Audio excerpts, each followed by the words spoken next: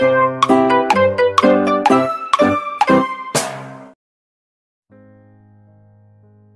In আছামিজৰ অন্য এটা ভিডিঅ'লৈ আপোনালোকক স্বাগতম। আজিৰ fundamentals of computer part 3 ভিডিঅ'টিত CPU কি আৰু ই কিদৰে কাৰ্য সম্পাদন কৰে জানিবলৈ চেষ্টা কৰিম। ইয়াৰ পূৰ্বৰ পাৰ্ট 1 আৰু পাৰ্ট 2 ভিডিঅ' দুটাত ক্ৰমে বিভিন্ন ধৰণৰ ইনপুট আৰু আউটপুট ডিভাইচ আৰু মেমৰি ইউনিটৰ বিষয়ে আলোচনা কৰিছিলোঁ। যদিহে ভিডিঅ'কেইটা বৰ্তমানলৈকে চোৱা নাই তেনেহ'লে ডেছক্ৰিপশ্যনত তাৰ লিংক দিয়া আছে, তাৰ পৰা ভিডিঅ'কেইটা চাব পাৰিব। গতিকে আহক আজিৰ ভিডিঅ'টি আৰম্ভ কৰোঁ। CPU, যাৰ সম্পূৰ্ণ নাম হৈছে চেণ্ট্ৰেল প্ৰচেছিং ইউনিট। CPU হৈছে কম্পিউটাৰ এটাৰ ভিতৰত থকা এটা ইলেক্ট্ৰনিক চাৰ্কিট যিয়ে কম্পিউটাৰ এটাক প্ৰদান কৰা সকলোবোৰ নিৰ্দেশ পালন কৰি ডাটাবোৰ প্ৰচেছ কৰি উত্তৰ প্ৰস্তুত কৰে। CPUৱে সকলো ধৰণৰ গণনা কাৰ্য কৰাৰ লগতে ইনপুট আৰু আউটপুট আহিলাসমূহৰ জৰিয়তে বিভিন্ন কাৰ্য সম্পাদন কৰে। যিহেতু কম্পিউটাৰ এটাই CPUৰ সহায়তে সকলোবোৰ কাৰ্য সম্পাদন কৰে, সেয়েহে CPUটোক কম্পিউটাৰ এটাৰ মগজু বুলি কোৱা হয়। CPU এটাত মূলতে তিনিটা অংশ থাকে: ALU, যাৰ সম্পূৰ্ণ নাম হৈছে arithmetic and logic unit, CU অৰ্থাৎ কণ্ট্ৰল ইউনিট, আৰু registers. Arithmetic and logic unit. ALUৰ ভিতৰতেই সকলোবোৰ গণনা কাৰ্য সম্পাদন হয়। গণনা কাৰ্য বুলি ক'লে দুই ধৰণৰ গণনা হয়: এৰিথমেটিক কেলকুলেশ্যন আৰু লজিকেল কেলকুলেশ্যন। এৰিথমেটিক কেলকুলেশ্যনছ বুলি ক'লে যোগ, বিয়োগ, পূৰণ, হৰণ আদি, আৰু লজিকেল কেলকুলেশ্যন বুলি ক'লে দুটা বা ততোধিক সংখ্যাৰ মাজত কৰা বিভিন্ন ধৰণৰ তুলনা কাৰ্য। Control unit. কম্পিউটাৰ এটাই সম্পাদন কৰা সকলোবোৰ কাৰ্য কণ্ট্ৰল ইউনিটেই নিয়ন্ত্ৰণ কৰে।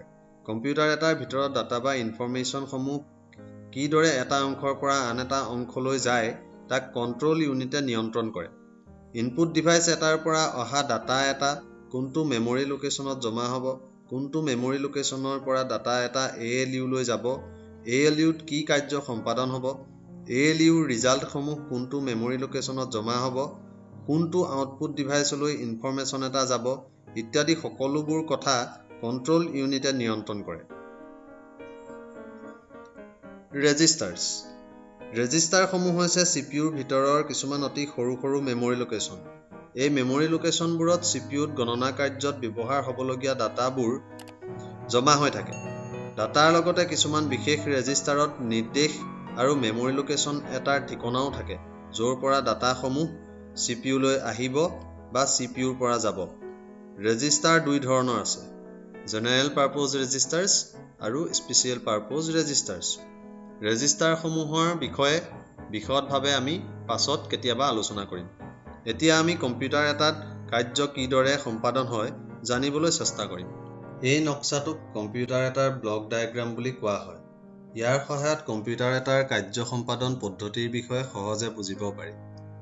এই ছবিটোত কম্পিউটাৰ এটাত input unit, main memory, secondary memory, CPU আৰু আউটপুট ইউনিট কিদৰে সংযোগ হৈ থাকে তাক সুন্দৰভাৱে দেখুওৱা হৈছে।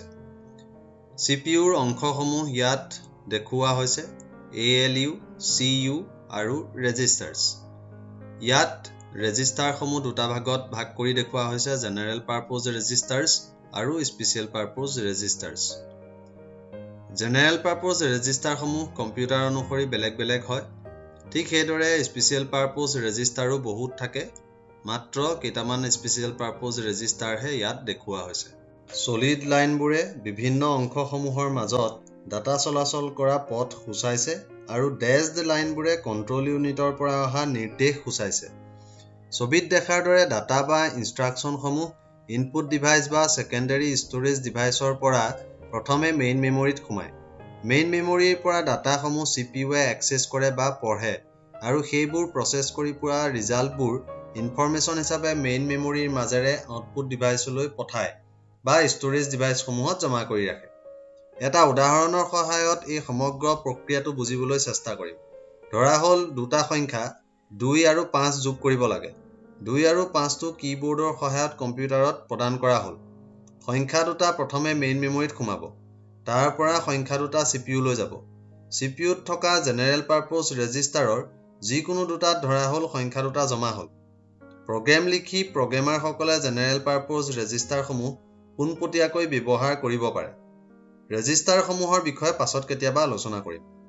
এতিয়া জেনেৰেল পাৰপ'জ ৰেজিষ্টাৰৰ পৰা 2 আৰু 5টো এৰিথমেটিক লজিক ইউনিটলৈ যাব আৰু প্ৰদান কৰা নিৰ্দেশ অনুসৰি সংখ্যা দুটা যোগ হ'ব। যোগফল 7 উত্তৰটো এৰিথমেটিক লজিক ইউনিটৰ পৰা পুনৰ একুমুলেটৰ নামৰ ৰেজিষ্টাৰত জমা হ'ব আৰু তাৰ পৰা সি প্ৰয়োজন অনুসৰি আউটপুট ডিভাইচ বা ষ্ট'ৰেজ ডিভাইচসমূহলৈ যাব। এই সমগ্ৰ প্ৰক্ৰিয়াটো নিয়ন্ত্ৰণ কৰে কণ্ট্ৰল ইউনিটে। প্ৰক্ৰিয়াটো চলি থকাৰ সময়ত বিভিন্ন অংশবোৰৰ মাজত ডাটাৰ আদান প্ৰদান কণ্ট্ৰল ইউনিটে নিয়ন্ত্ৰণ কৰে। এইদৰে কম্পিউটাৰ এটাই CPUৰ সহায়ত বিভিন্ন ধৰণৰ কাৰ্য সম্পাদন কৰে। যদিহে ভিডিঅ'টি চাই ভাল পালে লাইক, শ্বেয়াৰ আৰু কমেণ্ট কৰিব।